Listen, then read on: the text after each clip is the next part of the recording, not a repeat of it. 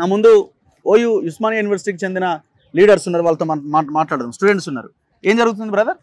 Situation ఏంటి? ఎవరెవరు వచ్చారు ఇప్పటివరకు? రెస్పాన్స్ ఎట్లున్నది? ఫస్ట్ 3 రోజుల వరకు అయితే స్తబ్దంగానే ఉన్నది. అంటే అసలు మోతిలాల్ దీక్ష చేస్తుండా లేదనేటటువంటిది అసలు మీ లాంటి యూట్యూబ్ ఛానళ్ళు వచ్చి చెప్తే తప్పితే ఇంత ఉధృతికి రాలేదు. మరి రేవంత్ రెడ్డి గారు కూడా మరి ఈ ఛానళ్ళను అన్నింటినీ తొక్కేసిండు. గతంలో ఆయనే అన్నాడు కదా, ఈ ఛానల్ ఏవి చూపించట్లేవు, యూట్యూబ్ ఛానళ్ళని నమ్ముకున్నాం, మీరందరూ యూట్యూబ్లలో పెట్టి సోషల్ మీడియా నమ్ముకోమని చెప్పారు కదా. ఇంత ఒక ప్రాణం పోతుంటే ఇక ఆల్మోస్ట్ ప్రాణం ఏ టైం ఏమైతే తెలియదు. 6 రోజులు అయింది. కీటోన్ బాడీస్ పెరుగుతున్నాయి బాడీలో, సీరం క్రియాటినిన్ లెవెల్స్ ఫ్లక్చువేట్ అవుతున్నాయి, షుగర్ లెవెల్స్ ఫ్లక్చువేట్ అవుతున్నాయి. షుగర్ లెవెల్స్ ఒక్కసారి డ్రాప్ అయ్యి సీరం క్రియాటినిన్ లెవెల్స్ పెరిగినాయి అనుకో, ఈ రెండింటిని మ్యాచ్ చేయడానికి ఏ ఫ్లూయిడ్స్ ఇచ్చినా ఆల్ ఆఫ్ ఏ సడన్ గా ఏమవుతో తెలియదు. ఇప్పుడు మనం ఈ జనరేషన్ లో తినే జంక్ ఫుడ్ వీటన్నిటికీ ఏ రోగాలు ఎవరికి ఉంటాయో తెలియదు. కాబట్టి ఆల్ ఆఫ్ ఏ సడన్ గా తనకున్న రోగాలు కూడా ఎప్పుడు బయటకు వస్తాయో తెలియదు. వెనకటికి ఒక సామెత ఉంటది, నువ్వుకున్న రోగాలన్నీ తెలుసుకోవాలంటే గొర్రె తలకాయ కూర తెచ్చుకొని తినరా నాయన, నొప్పులు వచ్చి అన్ని బయటికి కక్కుతాయి అన్నట్టు. ఇప్పుడు ఆ పిల్లగానికి ఏమైతే తెలియదు. గతంలో కూడా తెలంగాణ ఉద్యమంలో చూసినాం, అక్కడ ఉన్నటువంటి కళ్యాణ నాయక్ అనేటటువంటి ఏబీపీ నాయకుడు కూర్చున్నప్పుడు ఆమర నిరాహార దీక్షకి ఇదే గాంధీ హాస్పిటల్లో 2 కిడ్నీలలో 2 స్టోన్స్ బయటపడ్డారు టెస్ట్ చేస్తే. అవి కూడా మామూలు కాదు, ఒకటి 8 mm ఒక 10 mm అలాంటివి అన్ని బయటకు వచ్చేస్తాయి. మేము కూడా ఏమంటున్నాం అంటే ఒక ప్రాణం పోతే ఒక ప్రాణం రాదు. ఒక ఇన్ని రోజులు చదువుకున్నటువంటి తల్లిదండ్రులు, ఒక యూపీఎస్సీ రాసినటువంటి అభ్యర్థి, ఇప్పుడు గ్రూప్ 2 గ్రూప్ 3కి చదువుతున్నటువంటి అభ్యర్థి, ఒక ఈ సమాజానికి సేవ చేయాల్సినటువంటి అభ్యర్థి కోరుతున్న కోరికలు గొంతమ్మ కోరికలు కావు. వీళ్ళే ఎలక్షన్లలో మాకు మేనిఫెస్టోని చేతిలో ఇచ్చి ఈ హామీలతోటి మీరు ముందుకెళ్ళి నిరుద్యోగులను అందరినీ చైతన్యపరిచి ఈ బీఆర్ఎస్ ను బొందబెట్టి కాంగ్రెస్ ని గెలిపించుకొని మీకు కష్టాలు లేకుండా చేసుకోమని చెప్పినటువంటి వాళ్ళు ఈ రోజు ఎందుకు రావాలి? నోటిఫికేషన్ వేస్తున్నామని అంటున్నారు కదా, అవసరమైతే జాబ్ క్యాలెండర్ కూడా రిలీజ్ చేయబోతున్నామని చెప్తున్నారు. గ్రూప్ 2 నోటిఫికేషన్ వచ్చినట్టుంది, ఇంకా ఒక 2-3 నోటిఫికేషన్. ఇప్పుడు డిఎస్సి 11,000 పోస్టుల లిస్ట్ షెడ్యూల్ కూడా రిలీజ్ చేసినట్టున్నారు. ఇస్తున్నాం కదా, ఎందుకు కొంత వెయిట్ చేయండి అని అడుగుతున్నారు కదా అన్న. మేము ఒకటి వాళ్ళకు స్పష్టంగా తెలుసు, మేము ఆయన ఇచ్చే 2 లక్షల ఉద్యోగాలకో, లేకుంటే ఆయన ఇచ్చిన వేరే నిరుద్యోగ భృతికో, లేకుంటే ఆయన 5 లక్షలు ఇస్తున్న విద్యా భరోసా కార్డుకో, లేకుంటే 10 లక్షలు వడ్డీ లేని రుణాలకు ఆశపడలేదు అన్న. అప్పుడున్న నిరుద్యోగులు అందరూ మూట కట్టుకొని బీఆర్ఎస్ ప్రభుత్వంతో విరక్తి చెంది ఉద్యోగాలు రావని అందరం ఊళ్ళలోకి వెళ్ళిపోతుంటే కాంగ్రెస్ వాళ్ళు ఇదే మేము వాళ్ళ దగ్గరికి పోలేదు. వీళ్ళే అశోక్ నగర్ లో ఉన్న లైబ్రరీకి బల్మూరి వెంకటు, చరణ్ కౌశిక్, మల్లు రవి వీళ్ళందరూ పదవులు అనుభవించేటోళ్ళే కదా. వీళ్ళందరూ లైబ్రరీలలోకి వచ్చి మా గోసలను అన్నిటిని తెలుసుకొని మేము మీ పక్షాన కొట్లాడతామని ఆ రోజు నటించిర్రా. మరి ఈ రోజు ఎందుకు రావట్లేరు? ఈ రోజు బల్మూరి వెంకటు గెలిచినప్పుడు మీ నిరుద్యోగుల విజయోత్సవాలు చేసినప్పుడు నా కులము నిరుద్యోగ కులము, నా మతము నిరుద్యోగ మతము, నా జాతి నిరుద్యోగ జాతి, నా రక్తం నిరుద్యోగ రక్తం అన్నాడు. మరి ఇవన్నీ మాపైపోయినాయా? ఎవరు రాకున్నా నీ జాతి నీ కులము అనేటటువంటి వాడు ఇక్కడ ఇబ్బంది పడుతుంటే చావు బతుకులలో ఉంటే ఇలా బల్మూరి వెంకట ఎందుకు రావట్లేడు? ఆయన గవర్నమెంట్ నుంచి ఎవరు ఒక్క పర్సన్ కూడా రాలేదా?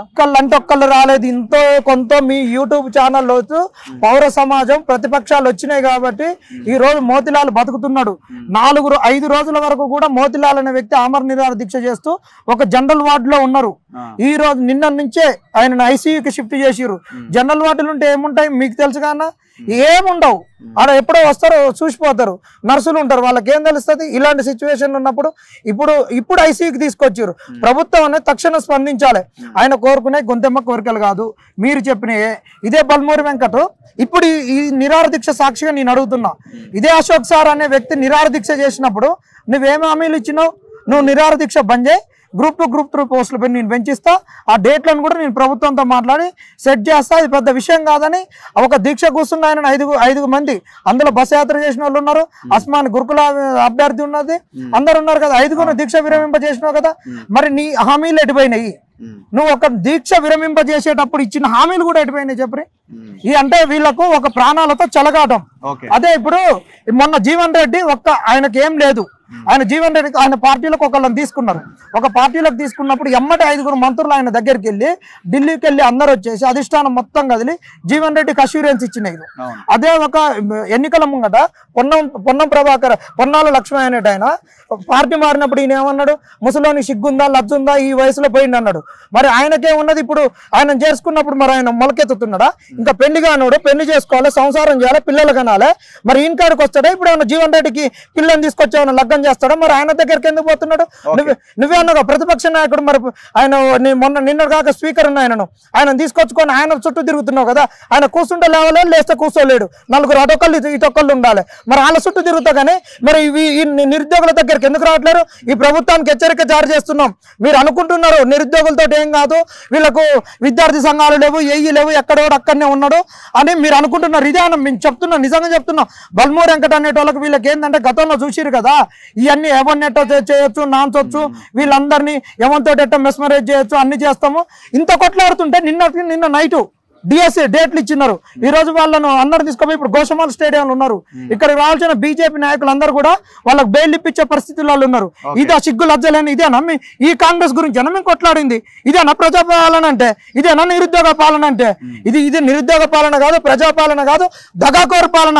ఇంటి ముంగట రేవంత్ రెడ్డి నీ ప్రజాభవన్ ముంగట ఒక బారికేడ్లు ఒక్కటే లేవు, అంతే, వేరే మొత్తం యథాతథం. ఇంకొకటి చెప్తున్నాం, కేసీఆర్ ను మూర్ఖుడు, దుష్టుడు, వానికి ఏది ఉండదు, ఎవడు పట్టాడు, ఎవరు తెచ్చిన అన్నావు కదా. ఇన్ని రోజులు సంధి అవుతుంటే నీకు కుమారి ఆంటీ దగ్గర పోయినావు, అందరి దగ్గర పోయినావు, ఒక గిరిజన విద్యార్థి సస్తుంటే నువ్వు ఎందుకు దగ్గరికి రావట్లేవు? ఇది నీ నిరంకుశత్వం కాదా అని నిన్ను హెచ్చరిక జారీ చేస్తున్నావు. ఖబర్దార్ కాంగ్రెస్ నాయకులారా, ఇక ఉద్యమం ఉధృతమైంది, మీరు జాగ్రత్తగా ఉండాలి. రేపు తక్షణ 10 వరకు వచ్చి మోతిలాల్ని కాపాడుకోవాల్సిన బాధ్యత మా మీద కాదు, నీ మీద ఉంది. నీది నిరుద్యోగ ప్రభుత్వం కాబట్టి. ఇప్పుడు నా పాయింట్ ఏంటంటే హెల్త్ అనేది చాలా ఇంపార్టెంట్. ఇప్పుడు ఎట్లా దీక్షను విరమింపజేయాలన్నది ఆలోచించాలి కదా. ఇప్పుడు ఈ మాట అంటే కొంత నెగిటివ్ ఉండొచ్చేమో, కానీ తన ప్రాణం ఇంపార్టెంట్ కదా. సో ఆ ప్రయత్నం చేయడానికి ఏంటి ఆ మార్గాలు ఏమన్నా ఉన్నాయని అనుకుంటున్నారా మీరు? తక్షణం ఏం కనిపిస్తున్నాయి? వాళ్ళ కానించి ఏం లేదు, పోతే పోయింది, ఒక ప్రాణం అనేది ఉంది, వాళ్ళకు ఉండదు. మనం కూడా అదే చేస్తున్నాం. ప్రతిపక్షాల నుంచి అన్న తీసుకొని వచ్చి మోతిలాల్ చనిపోతే ఆయన కుటుంబానికి వచ్చేది లేదు, సమాజం చాలా ఇబ్బందులలో ఉన్నటువంటి వాళ్ళు. మోతిలాల్ యొక్క ఏదైతే డిమాండ్లు ఉన్నాయో ఆ డిమాండ్లను నిరుద్యోగులు అందరం కూడా నెరవేర్చాలి. ఒక ప్రాణాన్ని కాపాడుకోవాలి, అందరం అది మన గురుతర బాధ్యతగా తీసుకోవాలి. అందరం కలిసికట్టుగా పోరాడితే పెద్ద పోయేది ఏం లేదు. విత్ ఇన్ 2 days లో మనం సాధించుకోవచ్చు. నిరుద్యోగులారా, మోతిలాల్ను దీక్ష నిర్వహించమని అందరూ కోరుకోండి. ఒక ప్రాణాన్ని కాపాడుకుందాం. మోతిలాల్ డిమాండ్లు మన డిమాండ్లు, ఆయన ఒక్కరి డిమాండ్లు కాదు, అందరం కలిసి ఆ డిమాండ్లను మనం సాధించుకోవాల్సిన బాధ్యత మన మీద ఉన్నది.